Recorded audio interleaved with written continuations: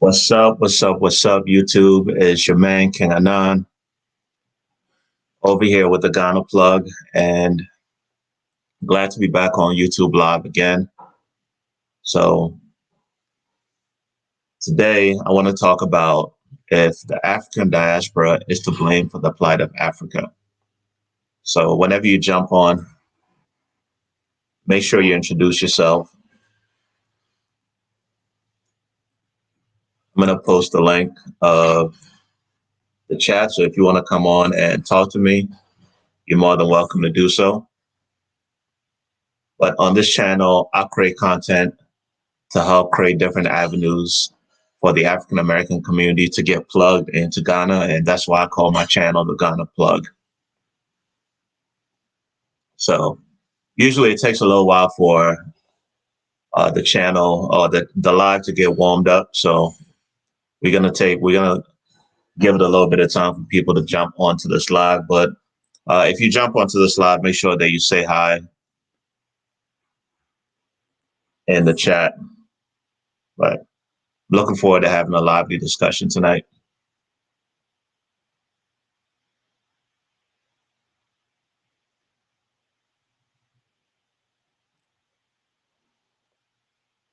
But if you jump on the chat, please say hi. I'm going to go ahead and go on YouTube and make sure I invite folks on here. So just give it a few minutes.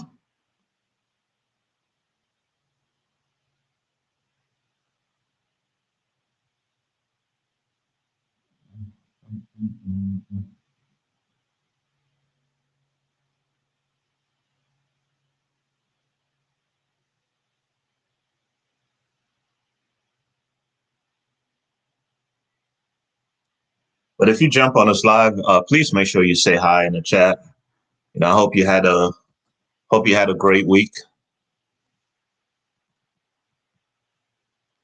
I was on mute for a second. Hold on. Oh, okay. Yeah, I'm not muted, so should be good.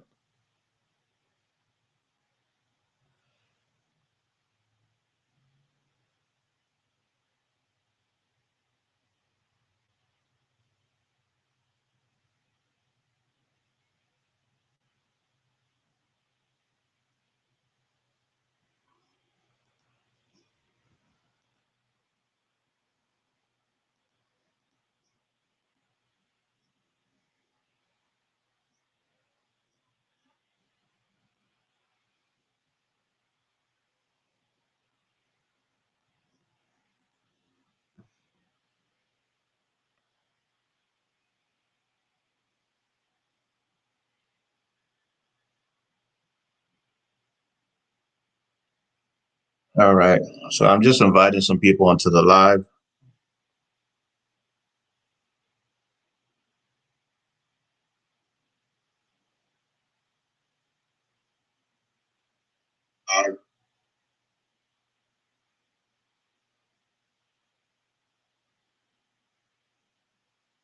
But how's everybody doing? How was everybody's week? Let me know. I just finished work, so decided to jump on this live. I usually do this live every Friday. I'm working on a new video, which is going to be out this Sunday. So from now, at least for the next few couple of months, I'm going to be uploading a new video every Sunday at 11 a.m. Central Standard Time. So if you watch my videos, I appreciate you. But every Sunday at 11 a.m. Central Standard Time, expect a new video.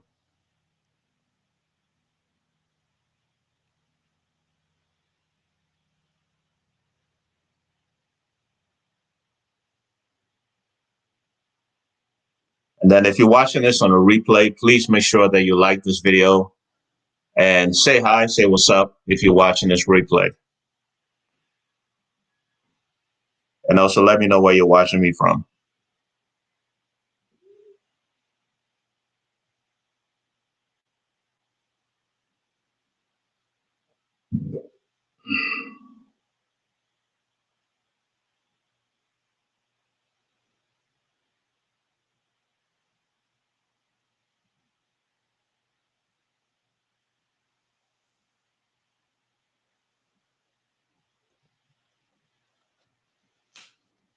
Like I said, it usually takes a good 5 to 10 minutes to get warmed up to get some people in here commenting.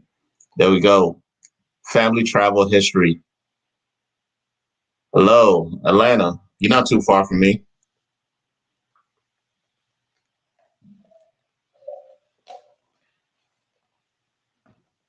I'm in the Gulf Coast in Pensacola.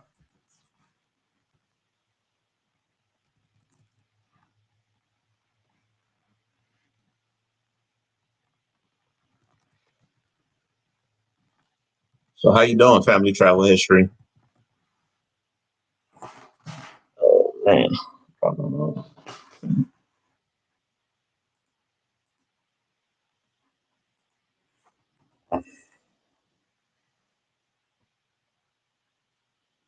All right.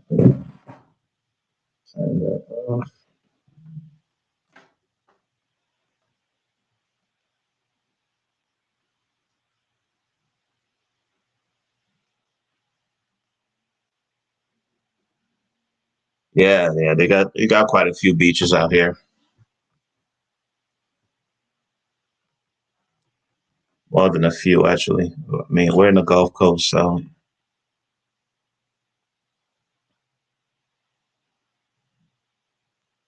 was this your first time watching my channel, or how long have you been watching this for? Watching my channel for?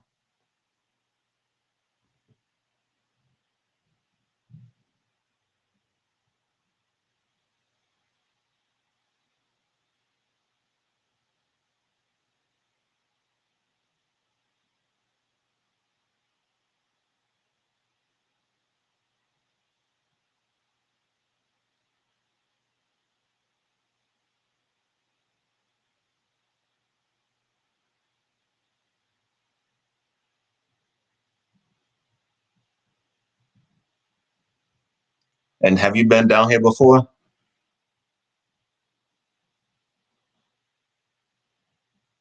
Oh, awesome. All right. Well, yeah, thank you for checking out my content. Hope it's provided some value to you. And if you have any suggestions on different topics you want to see, please feel free to comment down below and let me know. I'm always open to suggestions.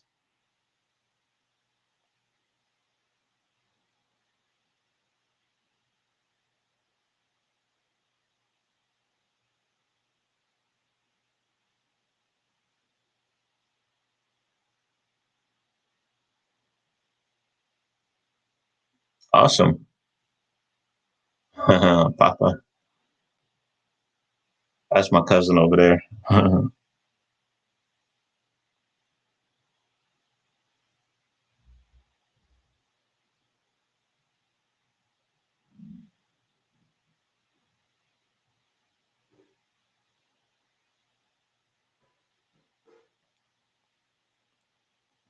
Family travel history. Do you remember which video it was?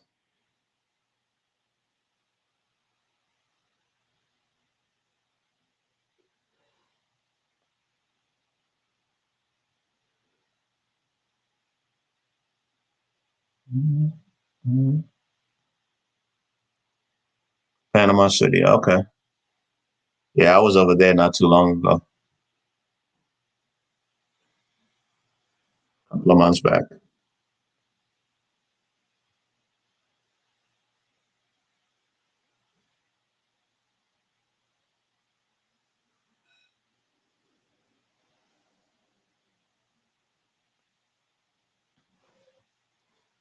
So, yeah, so the topic of discussion is, do you think the African diaspora is to blame for the plight of Africa?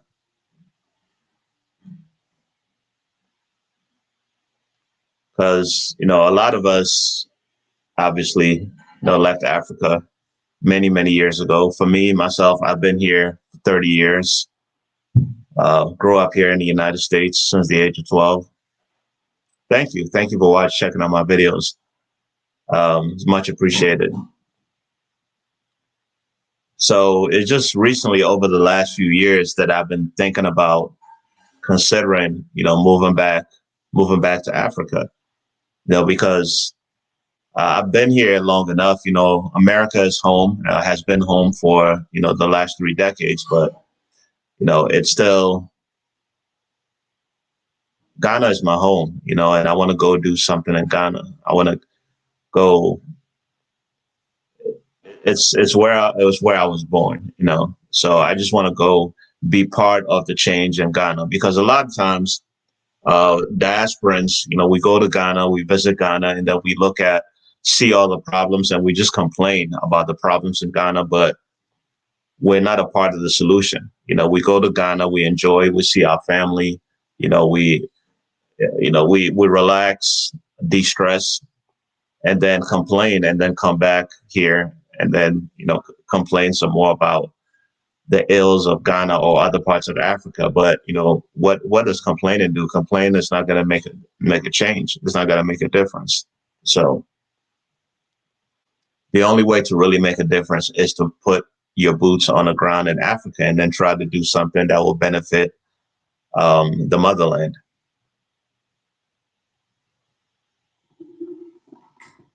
Ooh, that's not good. That's not good lighting. Hold on. Let me see if I can change this light in here.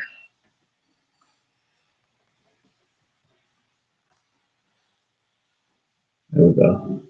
I think that works. How's that lighting?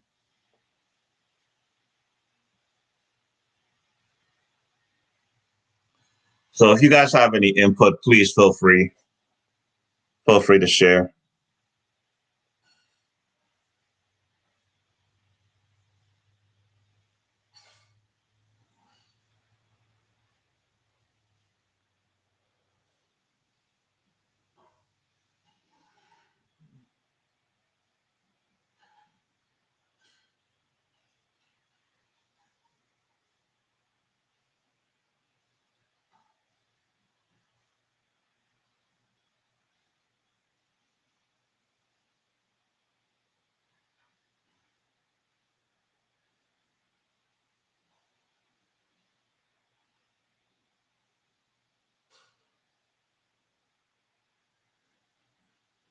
Anyone have any thoughts that they want to share?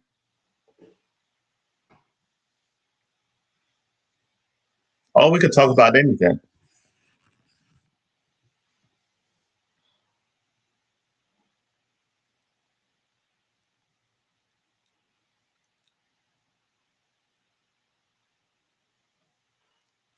Well, so I don't know if you guys have been watching my videos, but cool now. I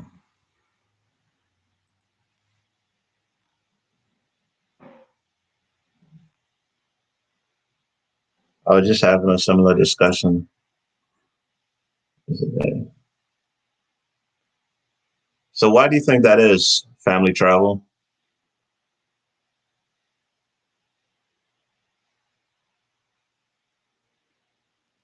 Do you think in the past, Africans around the world, or Black people around the world, thought that there was no hope for Africa?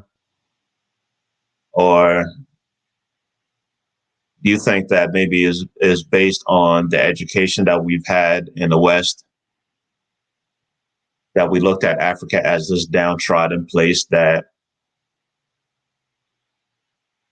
you know, that you just wanted to detach yourself from?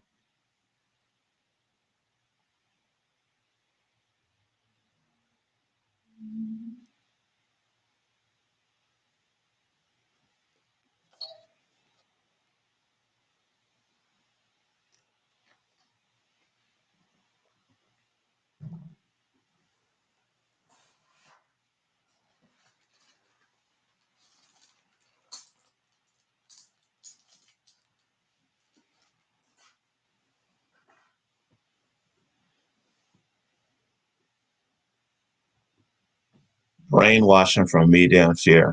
Yeah, definitely. Definitely.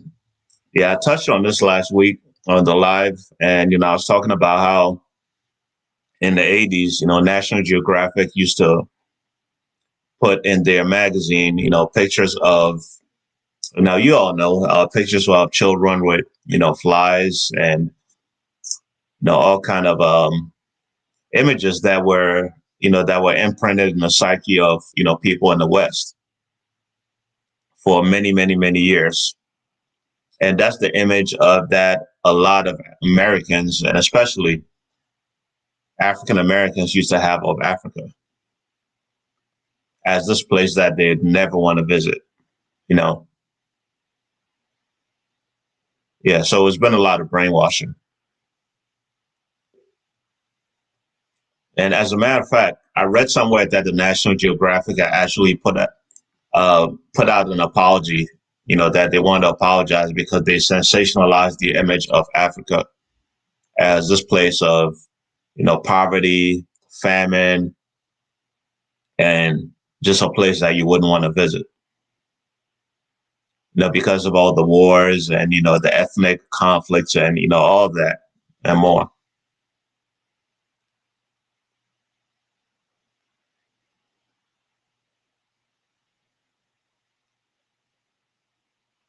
Hey, Hannah, how you doing?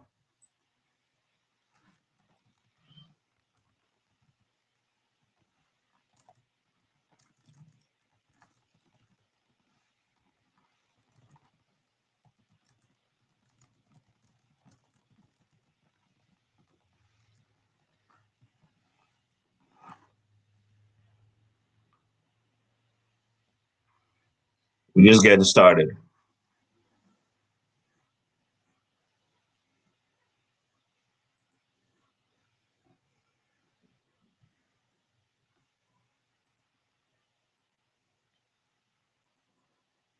So this is the link if anyone wants to come talk to me.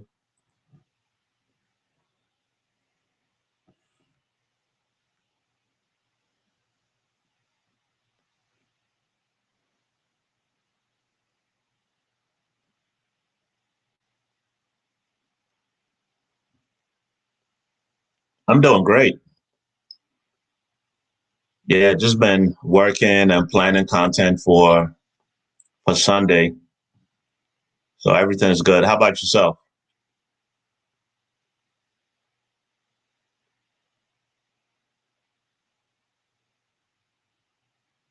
What are your thoughts on the topic, Hannah?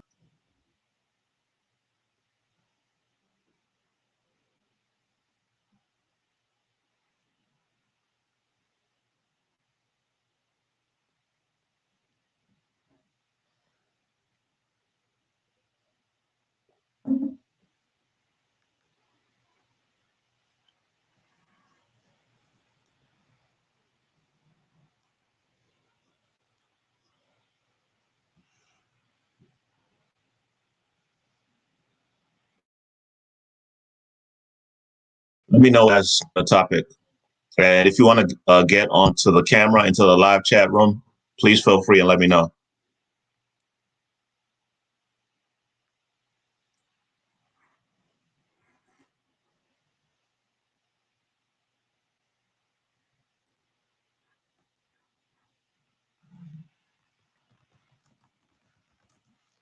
And Hannah, you didn't see the topic?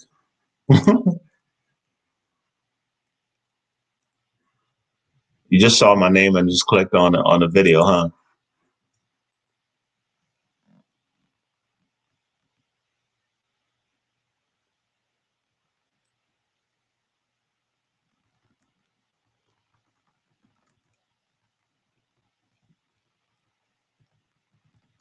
All right, I'm gonna let you know in a minute.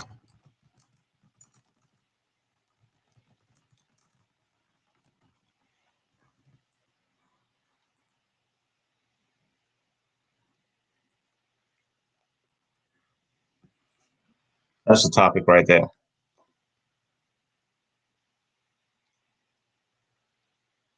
I'm I'm Ricky. I appreciate you, brother.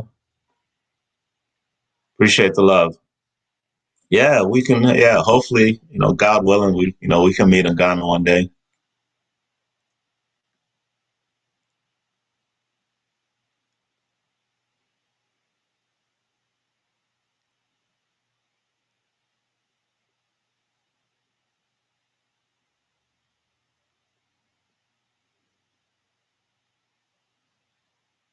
Yeah.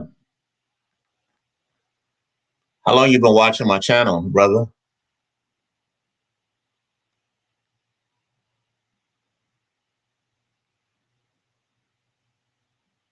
And are you planning a trip to Ghana soon?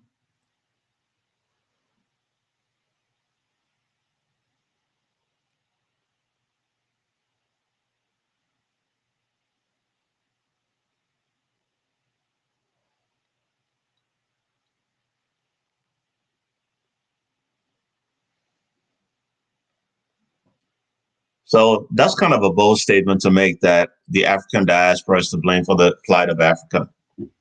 And early summer next year? Oh, okay. Yeah, you have a lot of time to plan. Yeah. So as I was saying, it's kind of a bold statement to make. But the reason why, initially, the topic of the video was a question. Okay. But as you see right there on the screen, it's a bold statement. The reason why I say that is because African Americans happen to be the most well-to-do faction of any society in any country. So let's just say all African Americans belonged in one country in America or anywhere else in the world. That would be the most upwardly mobile set of a society in the whole wide world. Okay, the probably top 5-10% of income earners in the whole and the whole world. Okay, so let's forget about racism. I mean, just bear with me, indulge me. Let's forget about racism. Let's forget about slavery. Um, let's just say that African Americans, a lot of African Americans were to happen to travel to Africa just for investment's sake, just for the different opportunities that exist in Africa, and with the type of incomes that African Americans earn here in the United States. Don't you think that African Americans could do something in Africa? Okay, because Africa is virgin territory. And the reason why we all know that and should know that is because the Chinese are there, the Europeans are there, the Indians are there, the Middle Easterners are there, all investing in Africa at this point in time, at this very moment in time. In my own country, in Ghana, the Indians, the Lebanese, and other Middle Easterners have been there for decades. Even when I was a kid in Ghana, when I was a child in Ghana, there were Lebanese people that owned businesses in Ghana at the time, Indians that owned businesses. Okay. So they know that there's something there. They know that there are consumers there that need products and services.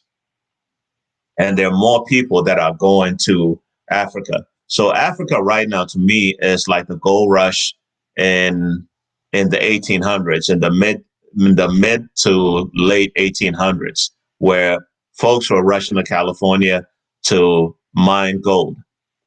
That's what Africa is right now to me. Okay.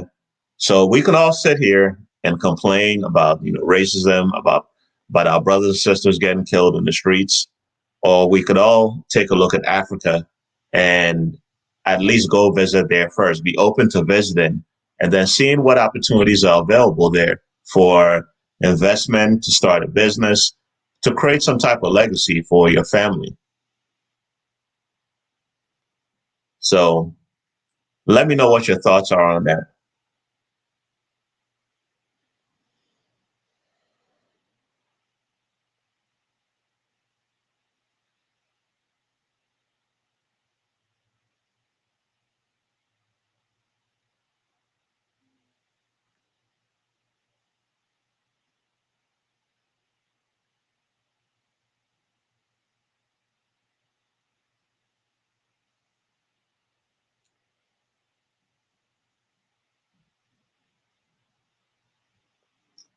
Yeah, but the thing is, things are not so.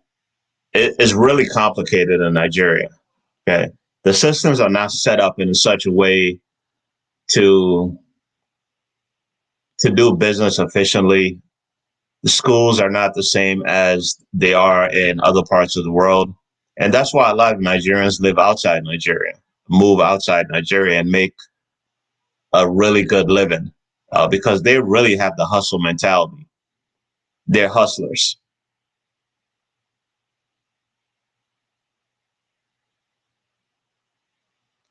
Yeah, Nigerians really, really hustle. Anywhere in the United States where they're Nigerians, they're probably the top 10% income earners. You know, they're doctors, they're lawyers, you know, they're accountants, and, you know, their children are really highly educated also. So yeah, it's really a complicated issue. You're right. As a matter of fact, right now there are a lot of Nigerians that are moving to Ghana because the Ghanaian economy is a little bit more progressive than Nigeria and the Nigerian economy.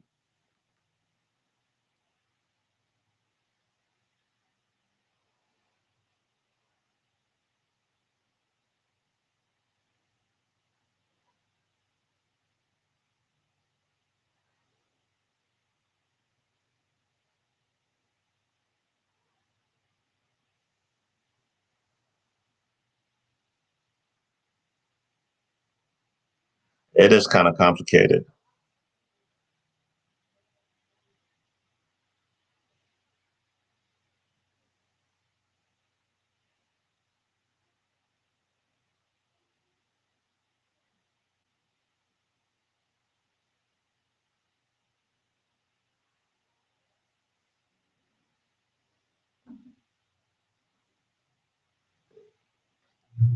Are there a lot of African Americans in South Africa? Why do you think that is? Ado's black.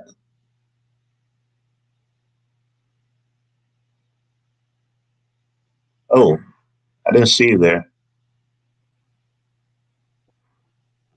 Hello. Oh, I Hi, don't want Hannah. to be on. I don't want to be on camera today. How you Why? doing? You need to see my face. I mean, I could turn this thing on, but how you doing? How you doing? I'm great. How about yourself? You just made a powerful statement. Thank you for that. And I guess I never really thought about it, never really realized it. Hmm. Um, African Americans are the most educated, advanced group of people anywhere. What? In the I whole wide never, world. I never knew that. Yeah, in the whole wide world. I mean, in the United States, even if you earn $30,000 per year in your profession, Yeah, you're that's true. probably within the top 25% or 20% of income earners in the whole wide world. I mean, Wow. that's just how powerful the dollar is. I mean, it used to be a lot more powerful, but you know, the Chinese are are approaching it in terms of you know, the power of the dollar. It's not as powerful as it used to be, but still, to this day, the American dollar rules the world. Wow. Yeah. We didn't start off there. We were only three-fifths human when we came.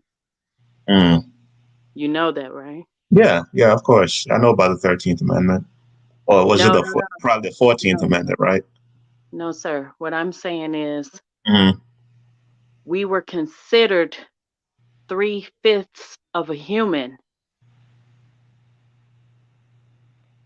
When Africans were brought here to America, Exactly.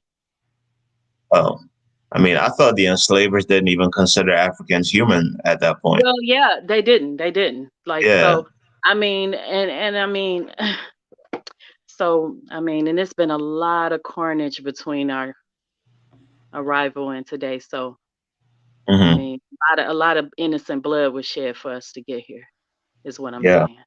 Yeah. And you know what? I don't look down on the Africans. In fact, this is my opinion. I'm not saying I'm speaking for any other diasporan in any way, but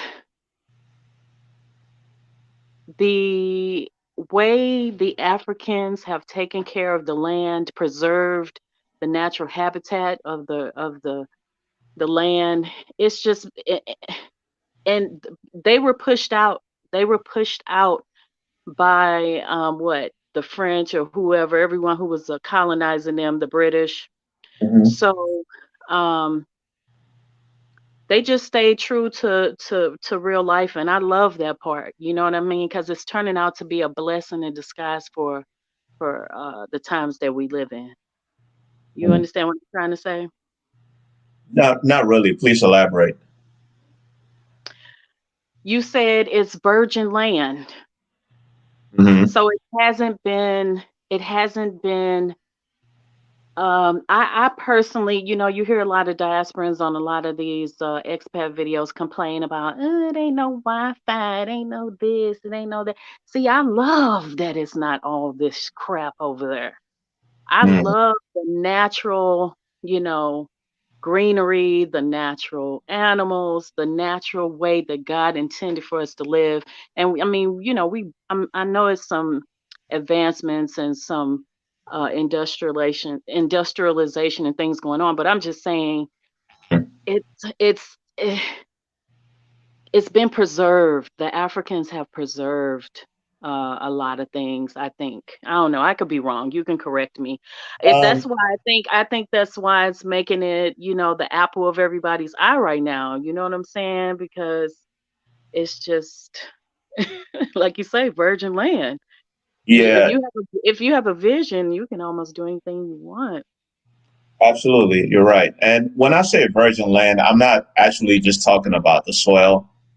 I'm just talking about in every facet in Africa in terms of like business, because you could go to Africa and if you have what they call here stick to itiveness, Hmm. if you're persistent, you can actually build an empire in Yeah, Africa.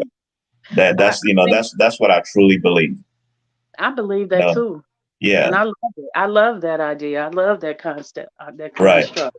But it Um, would it would take it would take a complete mindset shift, because the way things are in Africa are a lot different than how it is here. yeah. The way everything is done, culture, tradition, the way business is done, the way you relate to people, it's a lot I different like than here. yeah, I like some of that. I mean, I understand the negativities, but I mean, I don't know. I like some of that. King, I may not be making a lot of sense, but I No, I like get that it. I get what I you're trying to like say. that I like that it's not westernized too much. I mean, it's got its parts, but I'm just saying it's not this. Right. I'm glad. I'm glad because Mm. I'm not trying to recreate this. I want us to now have our vision as melanated people and take the good pieces of the experiences we've had and just make it our own. You know what I Yeah. mean? We have Yeah. our own Yeah. we have our own unique flavor, our own unique way, and everything is not negative, you Yeah. know? Yeah. So It sounds to me like you'd like to see something different than you've experienced your whole life here in America. 100% yes. Mm. Um, the only thing I regret, I wish, but see, not even that. That wasn't even cultivated. I wish I had put more effort into learning a second language, some Swahili or something. I mean, and it can still be done, but I wish I Yeah, it's was never more. too late. It's never Oh too no, late. these century-old brain cells, it take a little longer, Yeah. but I'm excited about that. I love it. I don't think Good. it's our fault. I think we needed to get out of Africa and see some things and experience some things. So no, I don't think it's a bad thing that diasporans have dispersed, even the continental Africans that have dispersed, because now they have an experience and an exposure, and they can bring their unique vision to the land and put their own spin on it. It's just not all bad. I think as you can see, the ones who've stayed, they're kind of stuck in that. And so Hmm. we kind of diasporans can bring a little different uh, flavor to some things, I think. Yeah. I don't think it's as bad that Either. Africans left Africa, I but don't e- what I'm wondering about is if we stayed away too long and we didn't go back and help, our our countries. So a lot of Africans, like for example, my father, he moved here to go to university. So I always thinking, in the back of my mind, like what if he just came here to learn, to get educated, and he went back home to Ghana to actually build something, to either build a business or he worked and then found some different opportunities to create a life for himself in Ghana instead of being stuck here for so long. And there are many Ghanaians like him because my father is in his 70s, okay, Mm. and he's lived here for a really really long time. He came here in his 20s, I mean, and come on. Think about it. Have you interviewed him and asked him about that? Because I bet you, once you start, you get your little honey, you start having kids, and oh yeah, of you course, know, you start yeah, getting a it's little life. Life comfortable. happens. Yeah, Yeah. So I mean, he's just a man. I mean, yeah. ah, I get it because you can see that's why I say like America is a trap because it really is. yeah, you It go to really, college, you graduate, and then of course you want to get a job because that's how you're programmed into getting a job here, starting to build right. a career because a career helps you build a lifestyle, but it also helps you build America because you're building just a small portion of America by working for a corporation, which is also paying taxes into the American government. You Have you know, ever interviewed your dad and asked him about that? Why? Oh, I mean, we talk about stuff like that all the time, but he does. So He what would. does he say? What does he say? I mean, it's just life. I mean, it's nothing that I have to ask him like specifically like what happened because he's married to a woman from here, black woman from here. So Mm. obviously she has family from here, and I bet even though she loves Ghana, she's lived in Ghana like even way before she met my father. Yeah, I remember you So said yeah, she loves Ghana, but I don't think at that point in the 80s or 90s, they would have wanted to move to Ghana because Ghana is hard or was really hard. As hard as it is right now, it was much harder in the 80s and 90s. that. You Yeah, know, yeah. yeah, in terms of being upwardly mobile, having some kind of sustainable employment and then being, you know, yeah, in that sense. But Mm, yeah, once you're here in America and then you live in the American lifestyle, you have your own community. If you're African, you're going to have no other Africans around you. So it's kind of like, for example, for a Ghanaian, there are many Ghanaians that live in areas where there are a lot of other Ghanaians. And the lifestyle is, they work, they go to church on Sundays. On Saturdays, they might go to a party or an event where there are other Ghanaians. So it's almost like you're living in Ghana, but in America, because you have a lot of other Ghanaians that you speak your language. So, but you just have a much better lifestyle because you can do things over here that you're not able to do in Ghana. So you get mm. stuck in that cycle. You Yeah, get stuck in that. Yeah, and it's much easier because you have gainful employment. You can send money home back to your family, and things like that. So I get it. yeah. I really don't blame them. I just don't blame them because America has a very strong allure.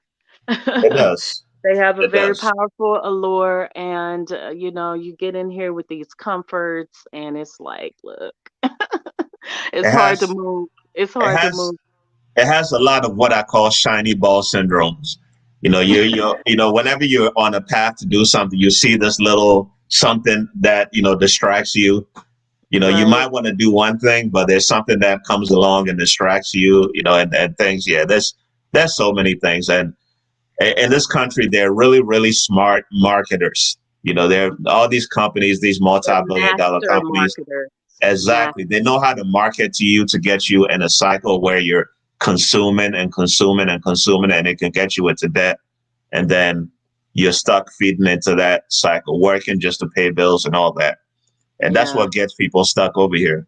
it really is. And I mean, even Yeah. us.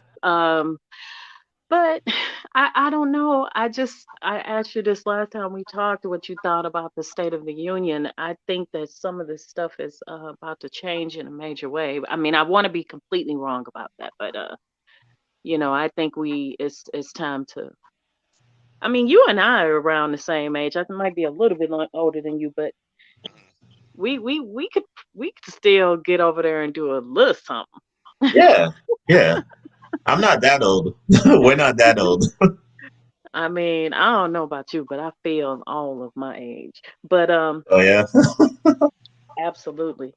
So, but yeah, I just wanted to just chime in. I really don't blame the continental Africans who dispersed, nor the African Americans who've dispersed for um, the condition of Africa. I think that the tide is turning though, and like you said, there's a lot of what Chinese and all these other countries that are beginning to take advantage of that blank palette over there. Yeah, yeah. And that's my major concern is that if we don't start making inroads into Africa, getting to know Africa, getting to know the culture, the traditions, how to have relationships with Africans, it's gonna be too late because the Chinese are already there. They've been there for decades, Yeah. and they're the ones that are doing what we're supposed to be doing there. Okay, they're taking over. Hmm. They're taking over. And countries like Zimbabwe, I keep hearing that. if you go there, it looks there's some parts of cities in Zimbabwe that look like China. Wow. I've seen videos on this, and that's crazy to me. It's not even their country, but they have thousands and thousands and thousands of Chinese people there that are establishing, businesses, and they're even throwing some Africans out of their places of business because they think that they're the ones that own the area, that own the place.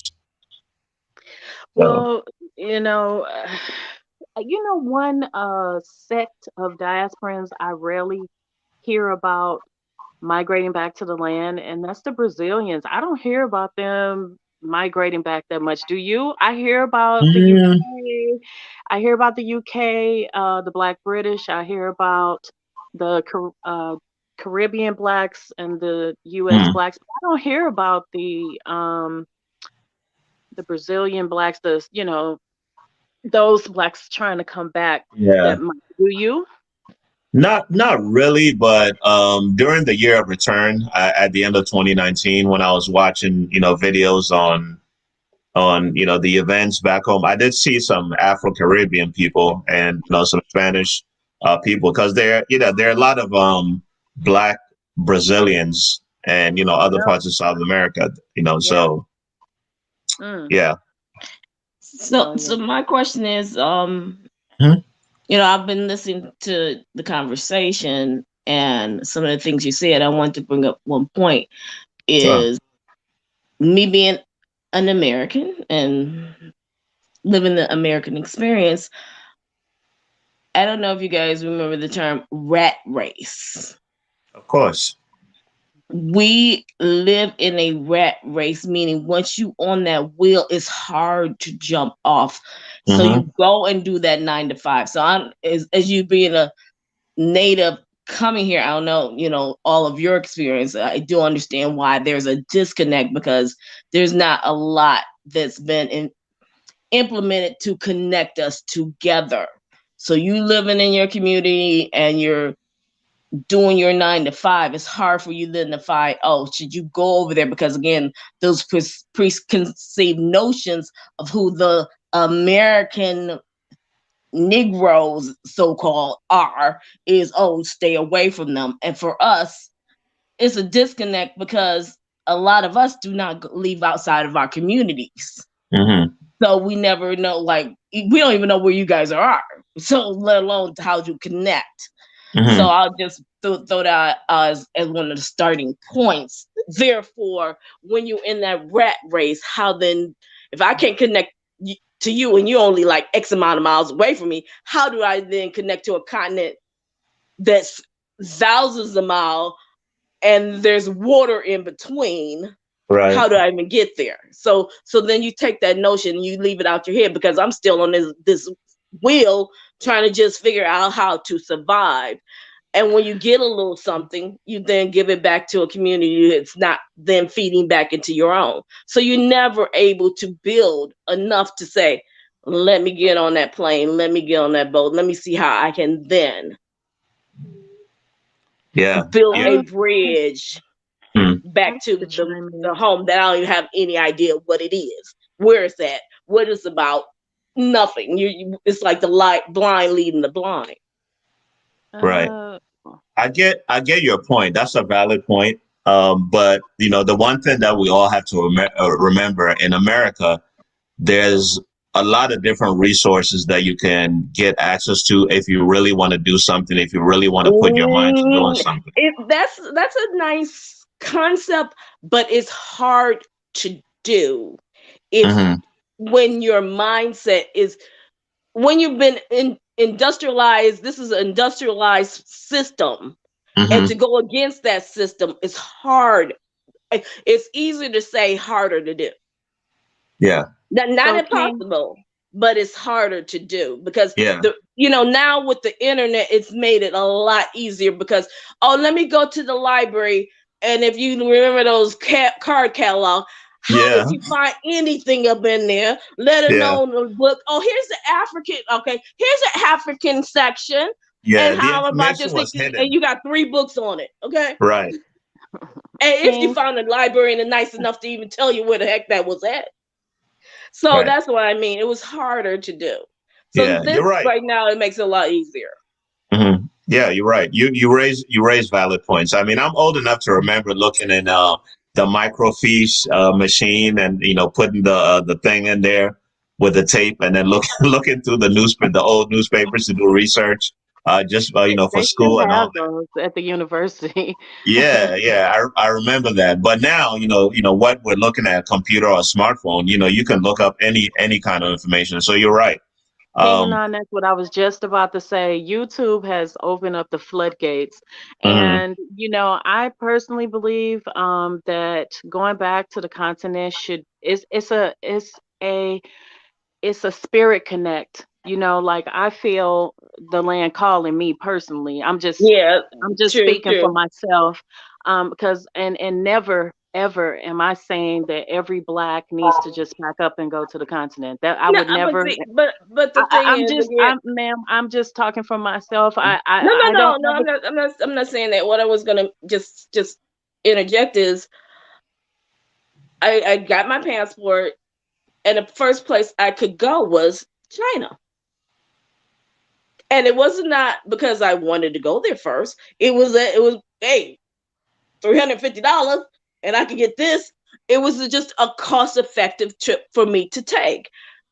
People are not putting in mind that the cost for the trips that I've been looking at, it's like $5,000. How many people have an extra $5,000 as an average person to get $5,000 there to go where?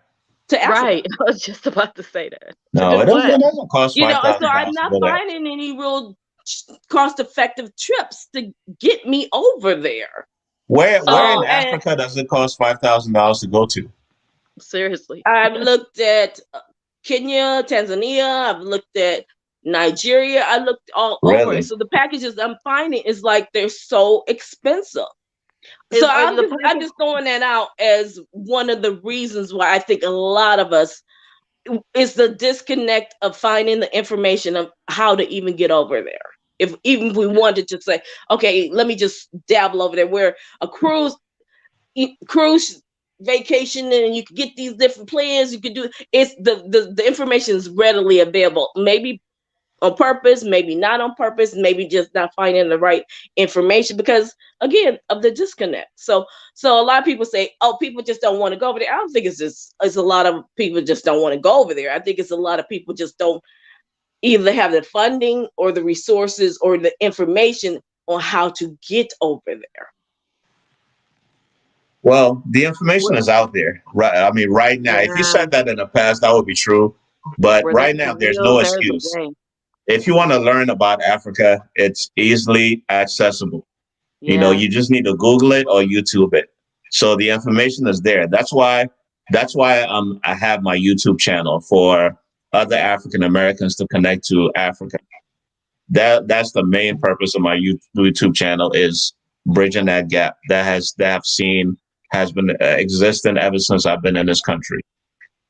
So the information is readily available. If you want to find it, you can. If you want to connect with Africans, it's as easily as getting on Facebook and getting into the groups, speaking to people, asking questions. That's all you have to do. And then eventually, if you want to visit, I do believe that every African American should visit Africa, but not everyone will, because some people don't believe they're from Africa, obviously.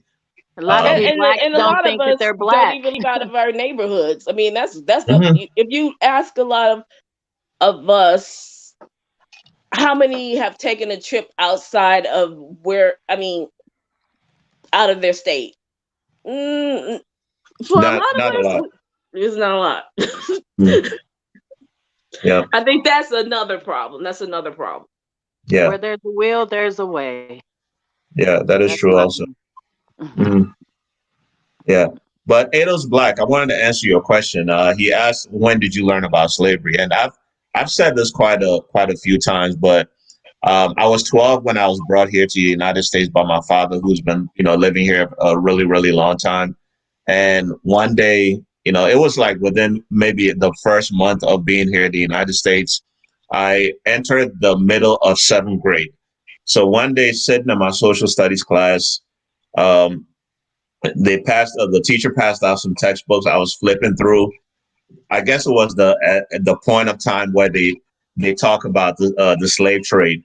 So I didn't know nothing about it. And mind you, I had passed by the slave dungeons many times, because where I'm from in the western region of Ghana and Accra, where I lived before I immigrated here to the United States, the slave dungeons in Cape Coast are right in the middle of that trip.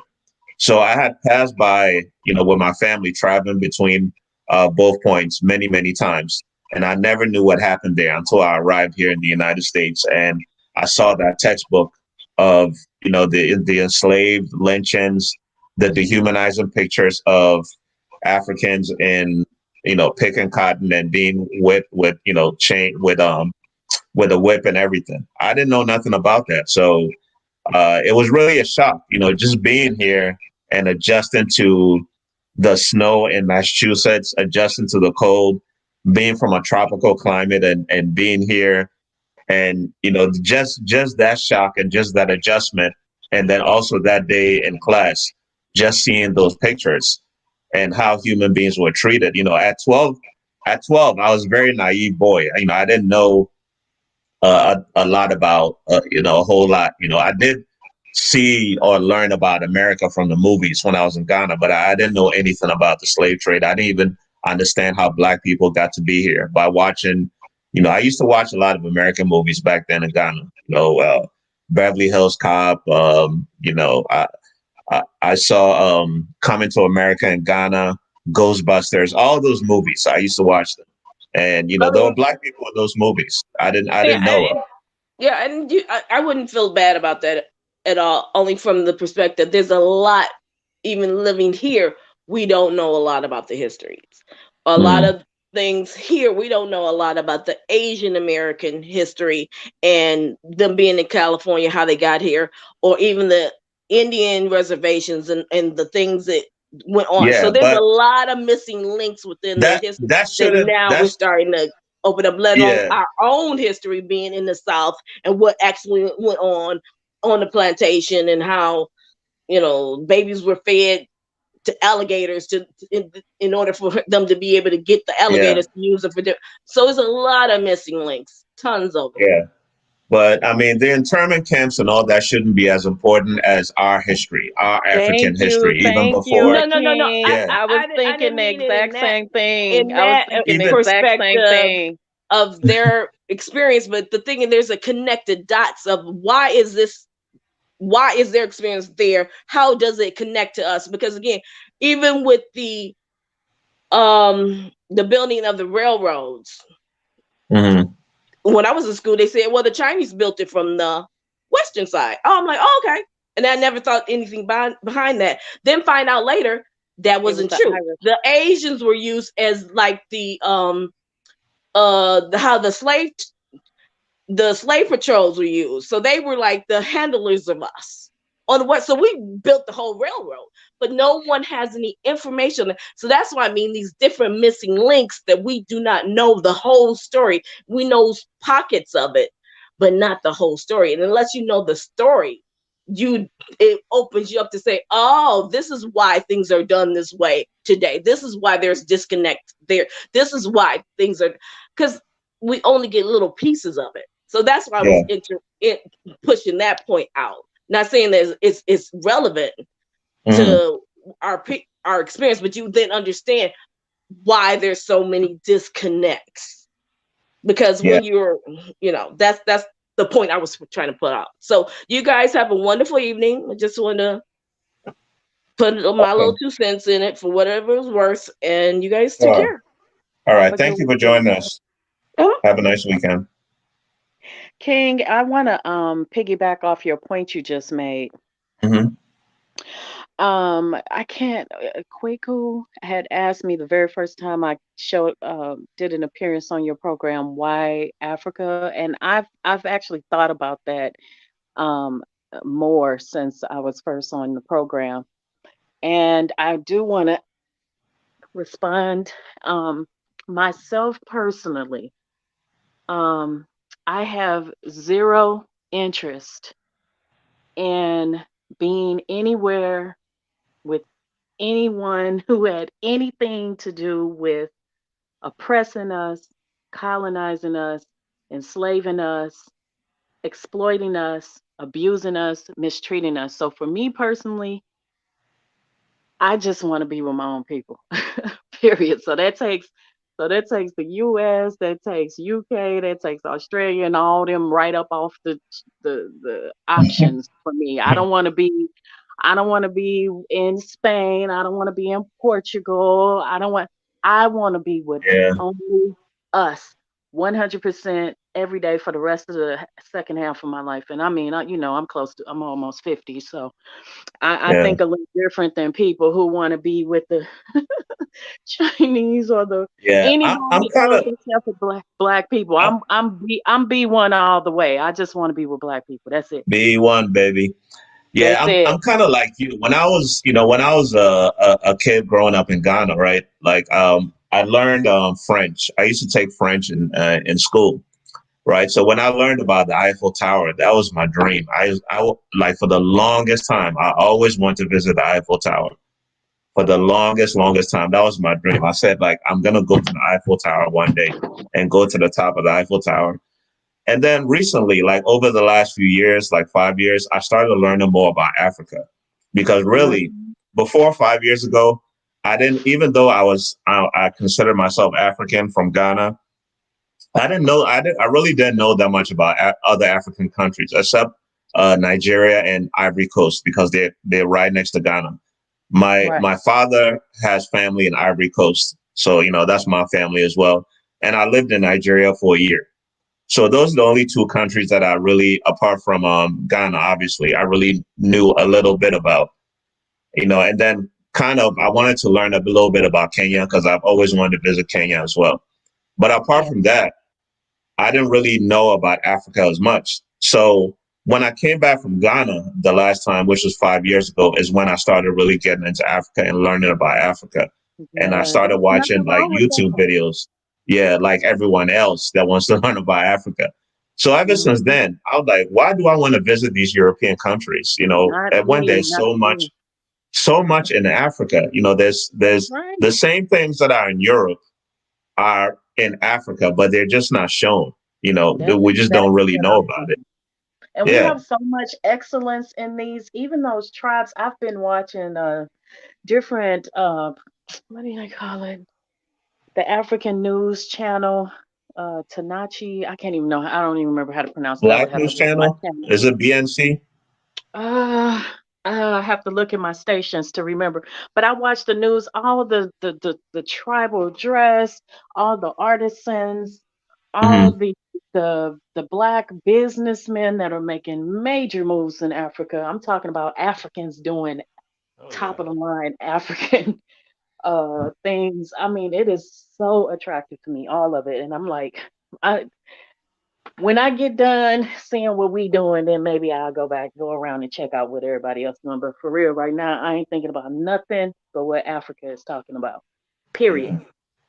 Yeah. Yeah. That's just me, though. You know, I'm a foundational Black American, and I'm B1 first every single day. Mhm. Yeah, that's it. But Yeah. I mean, No no doubt. judgment towards anybody who who wants to see other countries. I mean, of course, there's something going on everywhere, but in my opinion, um, Yeah. the U.S. Everyone's got. Hey, it's everyone's Australia, got to make their own yeah. choices. You know, people work hard for their money. So hey, Well, do most you? blacks ain't going nowhere. Most blacks ain't going nowhere. They're gonna be here, doing this, and that's fine. I mean, and I'll be over there watching them on the news, on Yeah, the for news. sure. Yeah. So, and I dated Africans in college, and I don't know. I just felt like I don't know. The Africans were a different type of man than Black Americans Really. are, and I'm not down in my Black American men. I love my Black American men, the ones who have sense. I don't know. It was just different. You had a different type of experience with African men. I just feel like they're, well, I had good experiences, so I don't want to say the wrong thing because somebody else will say, well, that ain't the experience I had with it. But Well, yeah, I feel date. free. This an open forum. Oh no, I don't want to. I just in college, first of all, and where I'm from, there are no Black men at the university hardly. I mean, Really? it's like in the single digit percent, like the low single digit percent at the university I Wow. went to. To see a Black man at the What school did you go university, to? some things, King, I don't want to put on the platform, but I can answer I you hear you. privately in an email or something. But um, Yeah. you know, I will say I went to predominantly white schools most of my life, but yeah, the Black men aren't in college. They aren't in, not. I mean, the way white men and foreign. It was more African men Yeah. at the Not at university. PWC. More African men than there was any African American men where I went. So that's kind of how that happened. I think the first time I Okay. dated an African, I just did it because he was flagging me, and I was like, "Oh, really? I can attract an African? Okay." It was kind of an experiment, my Eritrean. But then, you know, over the years, it's just you meet people on the level that you're on. Right. Right. Doing things on the level that you're on, and so that's kind of how that went. Cool. Hmm. Cool. Awesome. Yeah. Yeah. Well, if anyone else wants to jump onto the chat and talk to us, please feel free. But yeah, so we're talking about if the African diaspora, including Africans and African Americans, are to blame for the plight of Africa.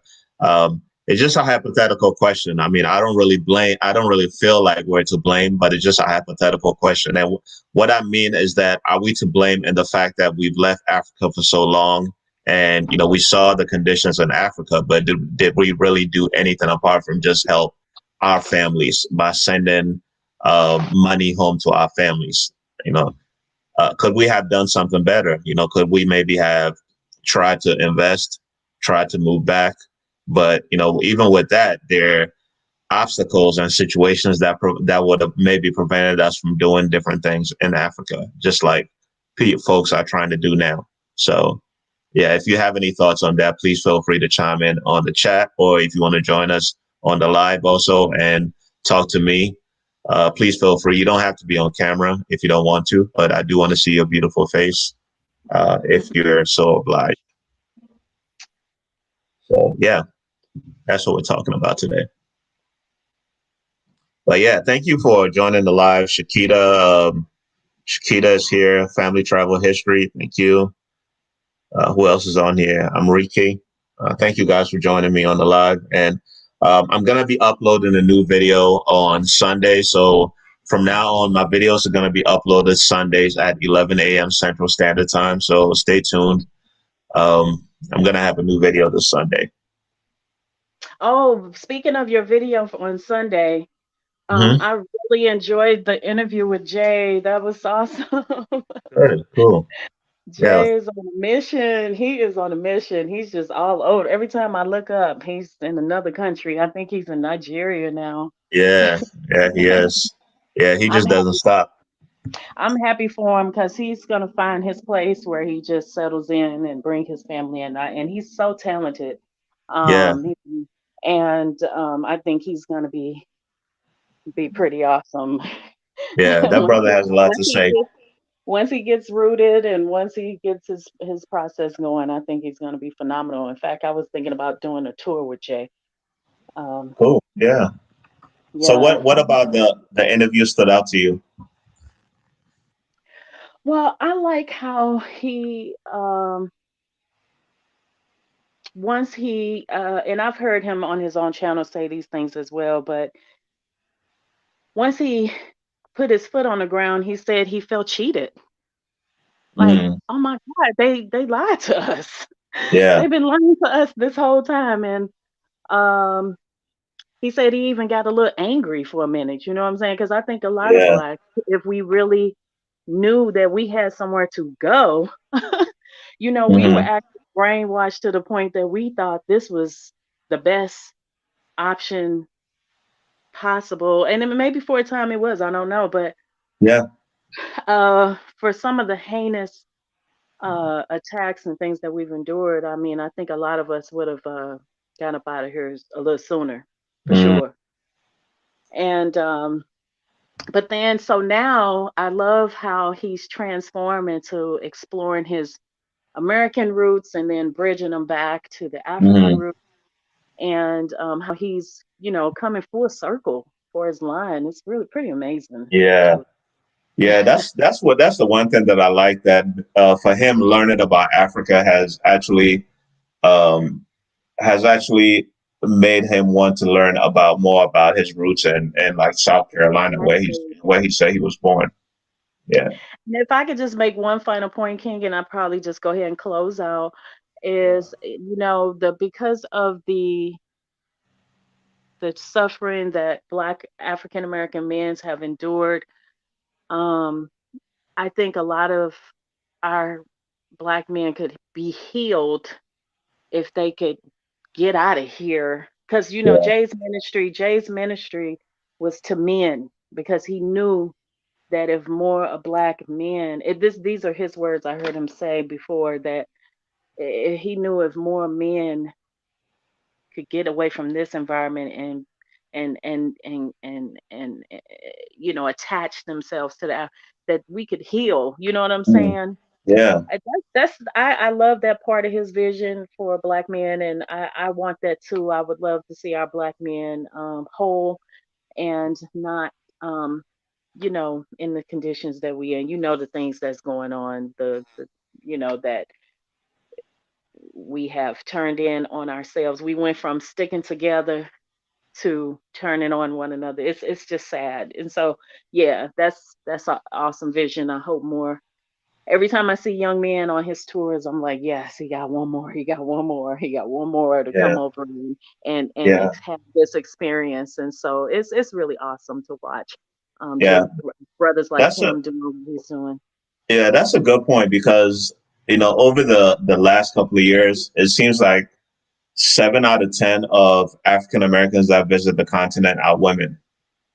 I don't Yeah, know the exact numbers, but when I look at it, that's what it seems like to me. yeah. That Well, most, a yeah, lot of men are in jail. A lot of them have been caught up in the system in one way or the true, other. true, And the Black women were in college, and so we have a little bit more resources yeah, and things like that. And I watched some pretty amazing Black women all over the continent and Latin America too that are getting out of the U.S. and I'm so jealous. I'm like, I bought new luggage and everything. I'm like, shoot, I'm ready to go too. your But the time is lady, coming. the lady who Your was on time, here with us a minute ago, she's right. It really is hard. Oh, let me just say this last point, I swear, and I'm gonna get off of here. In the US, when you grow up as a Black person, to me, this is my opinion, you know, you go to school with your friends and your classmates, people start having visions about what they want to do with their life, and then you begin this locomotive to prepare, pull your life to moving in a certain direction. And then finally, maybe if you're lucky, and in about 10 or 20 years, you finally have gathered a momentum, to where you're coasting. That's where I feel I'm at. And Mm. then it's very difficult to just come to a screeching halt and do a 180-degree turn and say, okay, I'm just going to nose dive into the unknown. It really is more than just the notion. So she's definitely not wrong about what she was saying. It's really uh, more than a notion. But see, someone like me, and I'm not saying she isn't, but I've been watching the community since probably year of return. It seemed like right after year of return, I woke up. I'm like, oh my God, I should have been there. And so yeah, so ever since that point, I just started watching the blacks on the continent in every country that they're in and following them and learning different things and yeah, so well, Your anyway, it's your more time is than a coming. notion to do that, huh? Your turn is coming. Oh, I feel it in my bones. I feel it in my bones. In fact, I work with a Ghanaian that just went home recently, and he's trying to help me. He was like, so he let me WhatsApp him while he was in the continent, so I can, Mhm. make sure my WhatsApp's working, and I'm trying to figure out this mobile money thing. It's a whole lot to learn about how to. Momo. They call it Momo. It's different ones. It's all kind. I keep hearing about sound wave or send wave, all these different ways. Sendwave, yeah, that's an app over here. That's I send money back home using that. Now, okay, this might be a conversation for other days, but you're gonna have to Mm. teach me how to do that because they say I got to learn how to do it. That's all I can say. Yeah, Sendwave is easy though. You just download the app to your phone, attach your bank card, and then you can send money to Now, what is whoever. Momo? Oh, Momo is just mobile money. It's yeah, it's just like a general term for the different Oh, apps that you use to. It's just mobile money. so yeah, so see, I have to research and learn all this stuff, so I won't be like a complete deer in headlights over there. I need to, have some general idea, and this is why I watch the expat community the way Yeah, I yeah. do. Okay, just keep watching. I feel You good about it, and nothing's gonna stop me. I'm pretty crazy. I just jump on the plane and be like, what's up? I'm up in here, so do it, do it. I will. Anyway, King, have a great, great rest of your weekend. I'm gonna You go ahead and too. close out of here. Old lady got to start winding down. It's always a pleasure, Yeah, likewise. and keep up the good work. Thank Be you, thank you. blessed. Have a nice weekend. You too. Bye. All right, take care of yourself. I'm still watching. I'm just not on. Okay. Okay, okay, cool. All Thanks. right. All right. So anybody else that wants to come on to the live, please feel free. Um, so family travel history says most Africans come to the USA and never even recommended us to go visit. That's a good point. Well, see, thing is, how many Africans have you known family travel?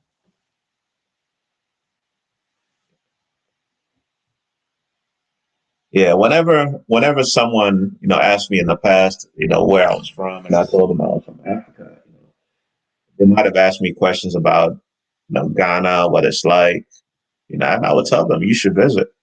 First thing you got to do is get your passport, but you know, most people just move on with their life. For example, I had a barber in the past that asked me, we started talking about Ghana when he found out I was from Ghana. And I told him, you should visit at some point in your life. But people here in America get stuck in that cycle, the cycle of just, working, paying bills, hanging out with their family, with their friends, and doing the same thing over and over and over. And they never tend to do anything different. If they take a vacation, they're probably going to go to the Bahamas, Cancun, uh, somewhere like that, South America. But Africa hasn't been a thought for many Black Americans for a really, really long time. So even the African Americans that are going to Africa now are probably 1% of the African American population here in the United States.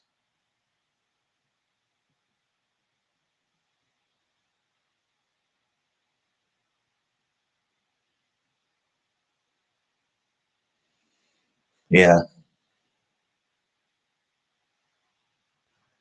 Yeah. Haiti's economy is not that different than a lot of places in Africa. It's really not. The only thing about Haiti is in an area of the world where it's like you said, it's susceptible to natural disasters like the hurricanes that they've been having. Living on a plantation is not home. Yeah, it's definitely not. You talking about the American plantation, Gillian?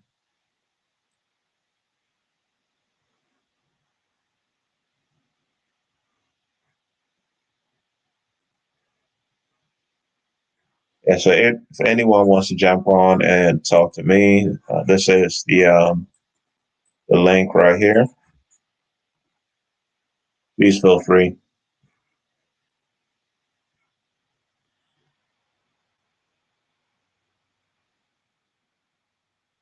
So what's be yourself saying?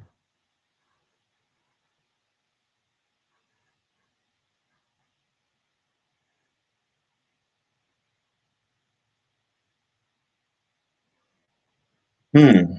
Okay. So that's a valid point. Okay. But think about this. Poor leadership in Africa is an effect. Okay. There's a cause from the poor leadership, and the cause is the education system. Okay?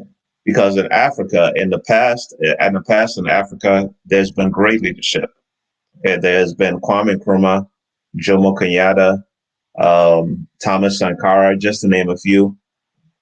Ya Santua, way, way, way back in the past, before even the colonial era in Africa. So Africa has had great historical leaders. Okay, Nelson Mandela, right? Just this is just a few, just 4 or 5 different leaders, but there's more. Okay, so what happened? What happened to Africa? What happened to the people in Africa? Why did they turn out to be these type of leaders? And it's the education system, it's the colonial mindset. Colonialism is what happened, and it turned leaders into, or turned people into what these leaders became. And those leaders just started to become selfish and started thinking about themselves instead of the general populace.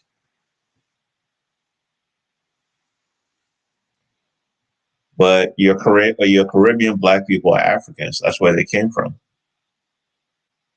Okay. So be yourself. You're kind of trying to divide yourself or separate yourself from all Black people. Yes, I get it. You care about your Caribbean people, but your Caribbean people are from Africa.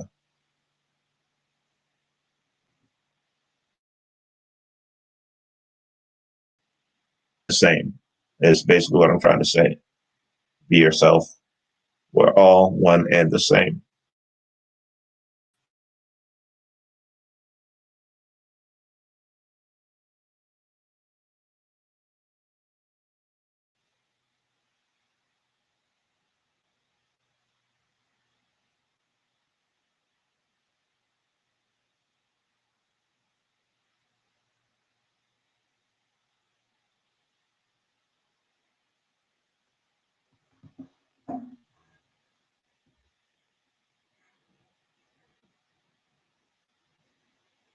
So feel free to jump in on the chat if you want to have something to say, something that you want to add.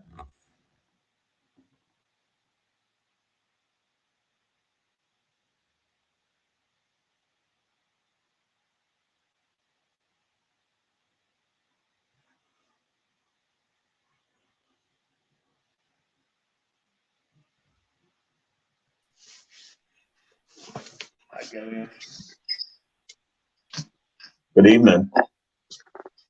Hi, good evening. How you How are you doing? doing? I'm great. Thank you for asking. At the same. Hey, yo, now sir, what do you say? I'm at the same. There you go. Mehoye. You say Mehoye. um,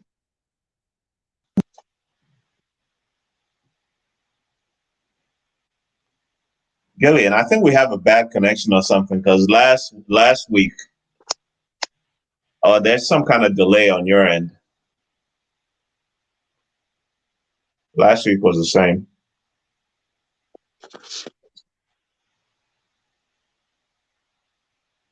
okay. Can you hear me better now?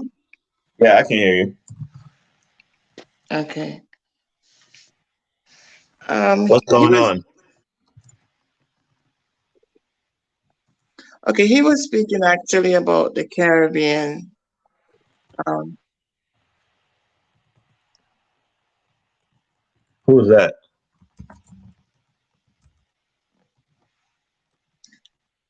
and you can't be that selfish because our ancestors didn't ask for everything that happened. It's not just their fault.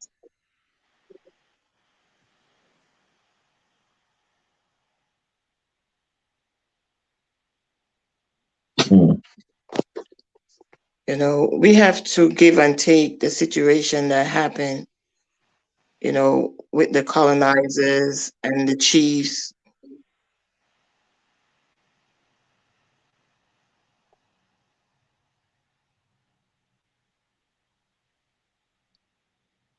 But there's so much that we don't know. There's so much that we don't understand. So I don't appreciate that, someone will actually, I know they have their own opinion, but I don't appreciate that they will come on and be like, okay, it's the Caribbean area and, we have to take care of our business. We have to remember our ancestors are from Africa. Without them, we won't be in the Caribbean. That's what I said. Yeah. Yeah. Caribbeans are Africans. They just got moved over from their slave ship went that way, and other slave ships went to the Americas. That's the only difference between Caribbeans and Americas, and Black Europeans. The slave ships went different ways.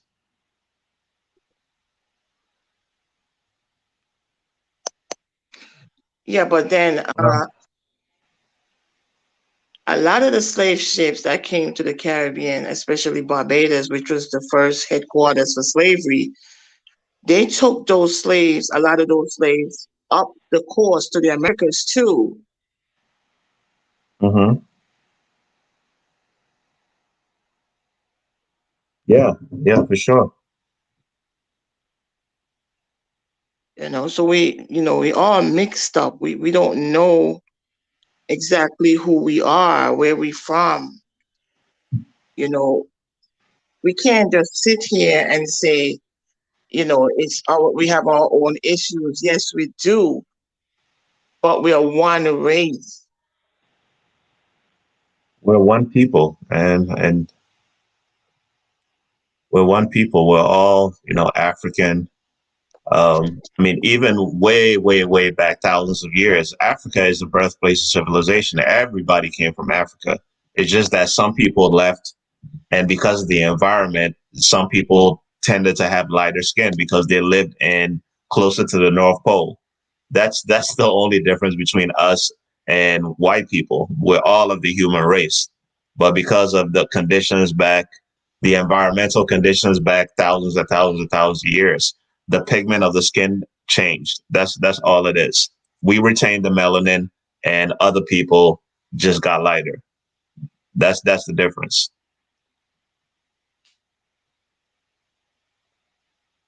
And I don't know if you all might remember, but in grade school, I don't know if it was high school or junior high or middle school, but we learned about Pangea. And if you don't know what Pangea is, you can Google it. but there was just one mass of land. And because of earthquakes and the shifting of the tectonic plates or whatever, the land separated. That's pretty much what happened. You know, you might not believe it, but it's something that we learned in school. It broke. It, it made sense because if you actually push all the continents together, they fit together as one land mass.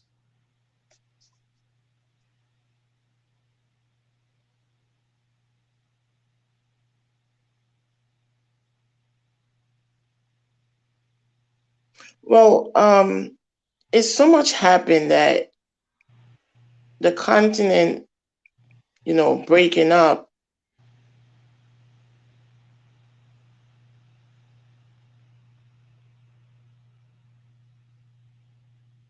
Hello, you still there? Yeah, I'm still here. Can you hear me? Yeah.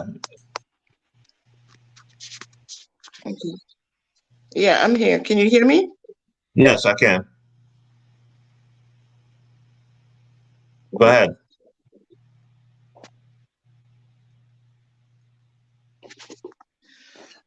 Okay. I'm gonna say this because I was a teacher Hmm. and learning so much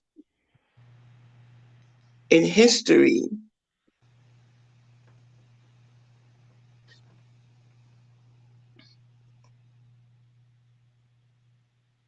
It's not telling the whole truth.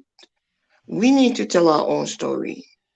We're not telling our own story. Someone else is telling our story. Yeah, absolutely. Yeah. And that's why, I feel that we need to go back home and learn our stories. And our stories are going to be told from the elders. They're not going to be in library books or books written by white people.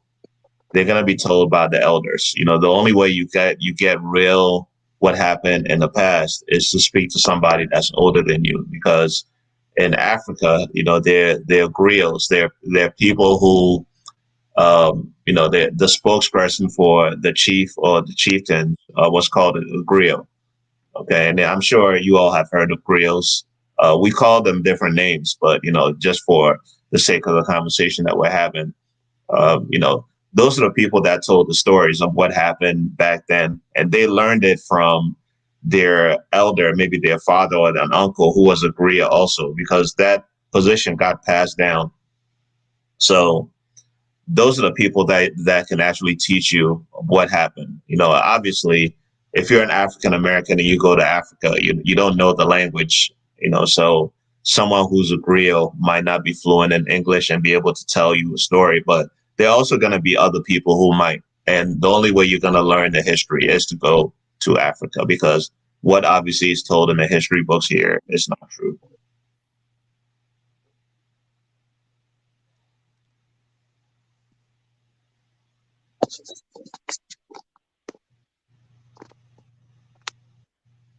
Well, basically, they don't teach you anything that is true.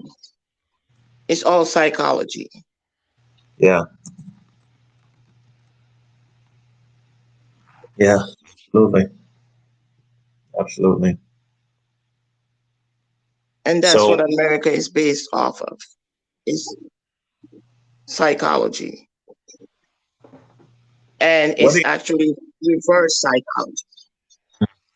Gillian, I wanted to ask you a question. What are your thoughts on the topic of discussion for tonight? Do you think, or do you have any opinion on the African diaspora being partly to blame for the plight of Africa?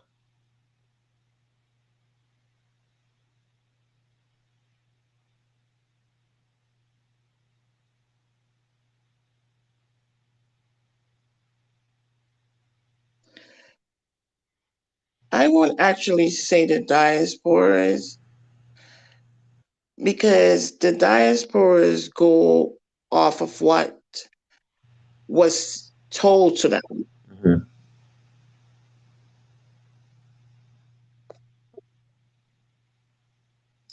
But see, here's the thing: people like Malcolm X, um, Marcus Garvey, Maya Angelou. We're talking about Africa way back in the day. We're talking about Africa back in the 60s because they actually visited Africa.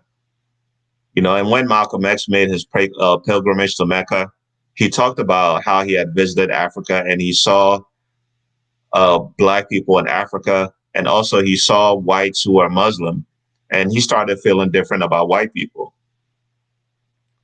So even back then, that position was elaborated upon. And um, I know this is kind of hard to say, but like, why didn't Black people back then investigate Africa or maybe have a different viewpoint or start thinking like, are these white people telling us the truth about Africa?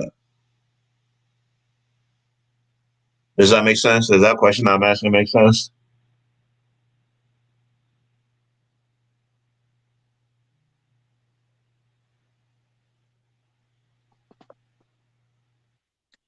Well,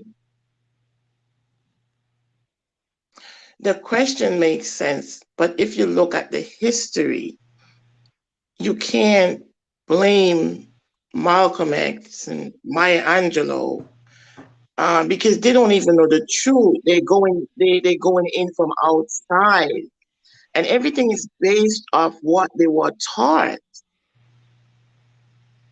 Well, I'm not saying blame them, but they at least went to Ghana and they met Kwame Nkrumah, and they knew that Ghana wasn't, or Africa wasn't, a place where it was just jungle.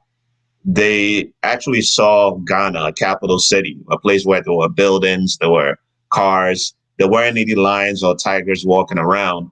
The image that a lot of African Americans had of Africa.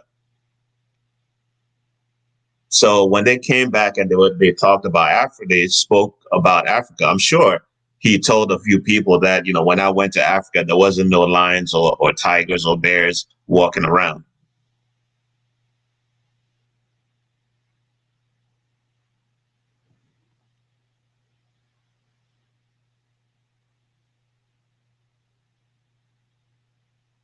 Yeah, but they still don't believe you because they're so colonized, they're so brainwashed. They still don't believe you. Even to now, diasporas are coming to Africa and telling the other Blacks that are here and all over the right thing. They still don't believe you. Yeah, that's the thing. Yeah, the enslaved mind is something else, huh? The enslaved and the colonized mind. Yeah, you're right. That's a good point. It's hard. It's hard for Black people to take in the real truth Mm-hmm. because it's been over 500 years that all these lies have been told from generation to generation to generation. Yeah. I taught my children different, and my children were born in the U.S. Mm-hmm. Yeah. Yeah, you're right. Oh man, we need to really learn or figure out how to deprogram ourselves. That's for damn sure. Well, now that there is a movement,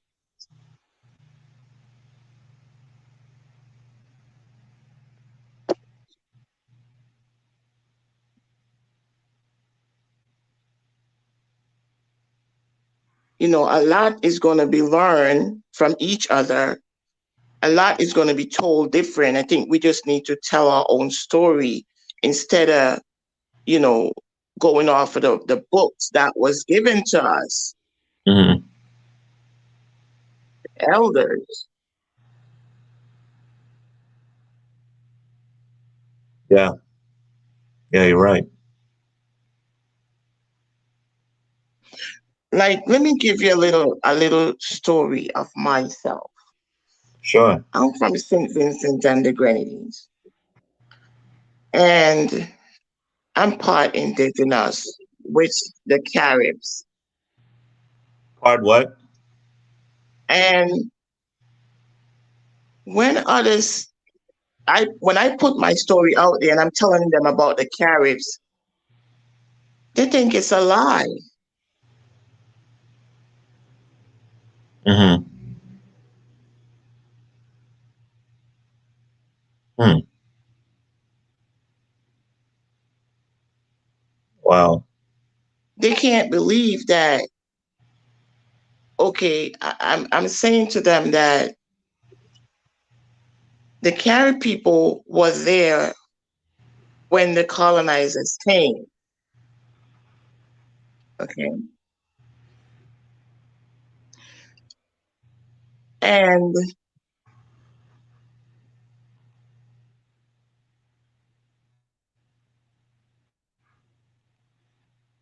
can you hear me? Yes.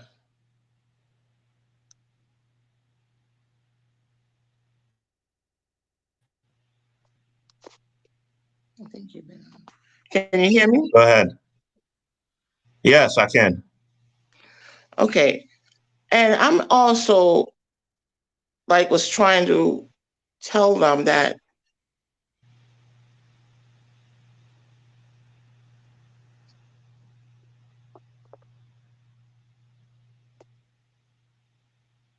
Yeah, you have a real serious lag in between when you're talking.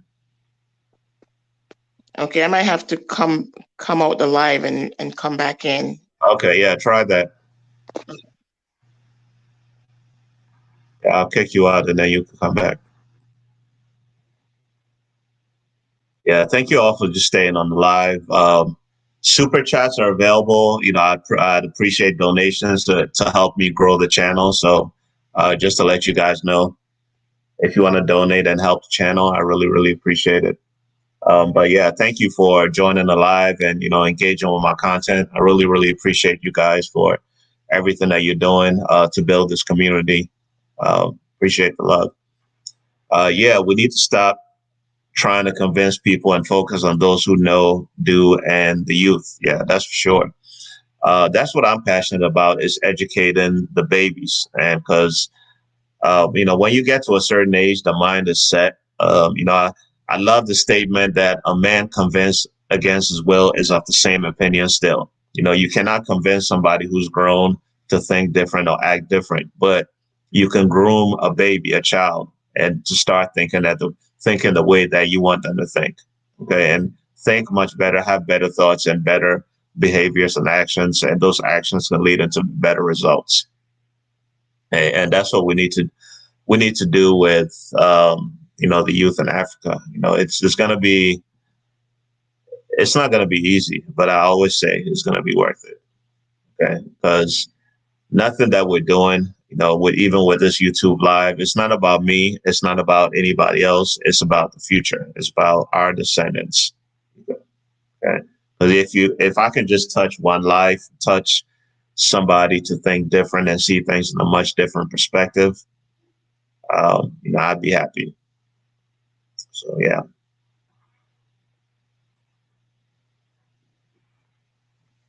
So anybody else that wants to join the live, the chat room is open. Here is the link right here. Okay. So I've been on this live hour and 38 minutes. Probably going to be on just about another 20 minutes. So if you want to jump in on the live and talk to me, share your comments, concerns, please feel free. You'll be coming to Ghana to build a chicken farm in Brekum. Okay. Awesome. Yeah, don't sleep on the chicken farms. You can make some money. I mean, people always want to eat chicken or eggs, fry eggs, boil eggs. So, hey, yeah, farming is can be really profitable in Africa. If you really want to work hard, and you don't mind putting in the work. Yeah, and in 5, 10 years, you can really build sustainable living and an empire if you wanted to in Ghana. So yeah, you can do it. You can do it.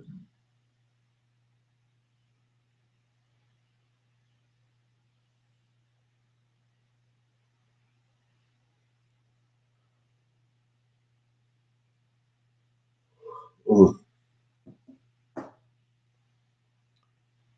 Yeah, hit up the Alpha Infamy. He's looking for investors. He's shooting a shot right now. I'm not mad at you.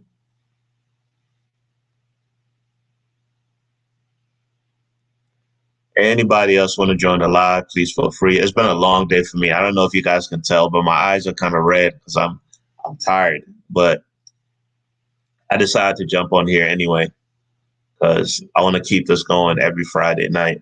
But yeah, it's been a long day for me. I woke up really early this morning.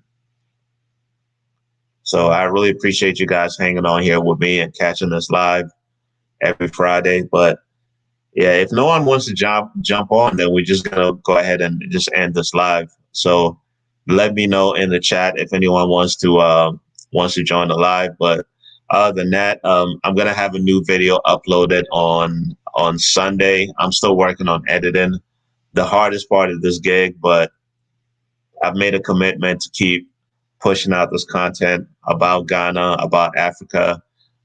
Helping to create different avenues of plugging the African American diaspora into Ghana. So that's my mission. But yeah, so if no one else wants to join the live, again, new video Sunday morning, 11 a.m. Central Standard Time. But there we go. Gillian is back. So we're going to add Gillian to the stream. Hey, Gillian, can you hear me?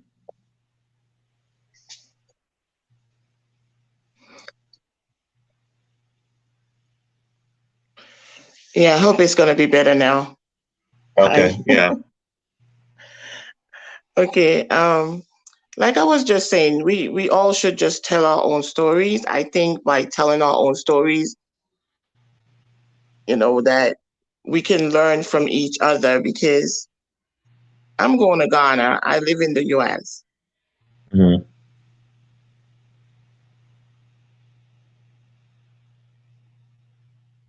Yeah, there's still the lag. I'm not sure what's going on. And I made it my business to learn Tree. Mm-hmm. So when I get there, I can speak fluent. I don't have to think about just speaking English. Yeah. So how are you learning Tree, by the way? Huh? How are you learning Tree?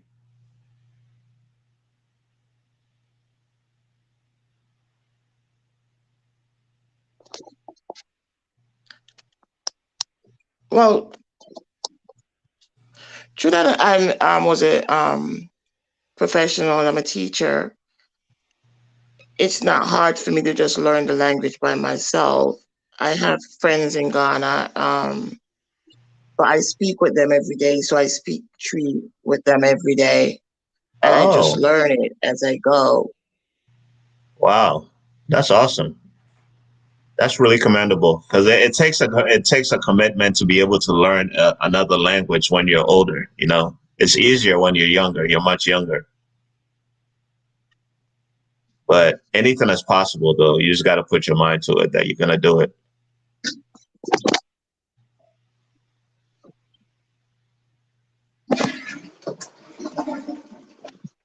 The language I want to learn, though, is Swahili.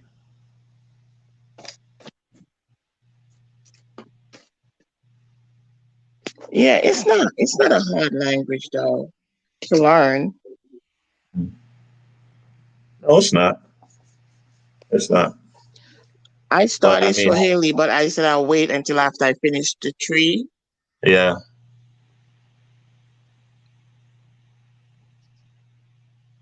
There's a brother. Let me find his website. Hang on. Kafre. There's a brother that teaches a lot of different languages. He knows he's what's called a polyglot. He actually passed away earlier this year. Man, what's his website name? See if I can find it. He teaches a lot of different languages, and he has a website platform where you can buy a course. But he knew before he passed away about 30 different languages that he spoke, including Tree, He spoke Swahili. He started learning Chinese many years ago, about 15 years ago, he said, when he turned 18. Oh, man. Okay. Yeah, can you hear me?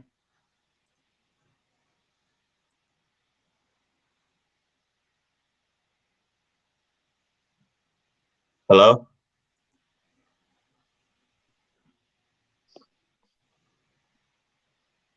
Good friend. I fell out. Let me see if it's still up. Can you hear me? Yes, I can. Oh, okay. Um, Moses. tree is not hard to learn. It's very easy. Mm-hmm.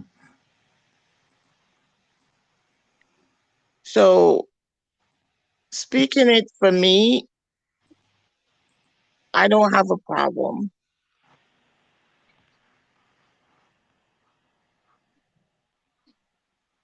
Yeah, if you want to learn any language, you can go on this website. The brother on this website, he passed away earlier this year, but he knew about 30 different languages, probably more. He was what's called a polyglot, and he has courses on a whole bunch of different languages, including Chi, Swahili, and a bunch of other African languages that he knew, because he just studied. That was his passion, is learning languages. So yeah, he would, and he actually has a YouTube channel called you'll see it on the website called Lao Shu, and he would just go around different places in the U.S. and speak to people. Like he would just strike up a conversation with people, and that's how he learned actually to speak different languages, because he felt that the best way to learn a language is to speak to somebody and learn the language that way. So he would just practice, practice, practice with different people, and that's how he would pick up the language instead of sitting down in a class and actually learning a language, because that's not the same. So, for example, Spanish, if you learn Spanish in high school, they're not going to teach you conversational Spanish, but they just teach you like the basics, like, cat, dog, or, chair or something like that. And then you put it together. But yeah, the way he taught languages was pretty interesting, because he would just go around different places and just speak to people, and he would pick it up that way. So it's quite interesting. I used to watch a lot of his YouTube videos, but yeah, he unfortunately passed away earlier this year. His name was Moses.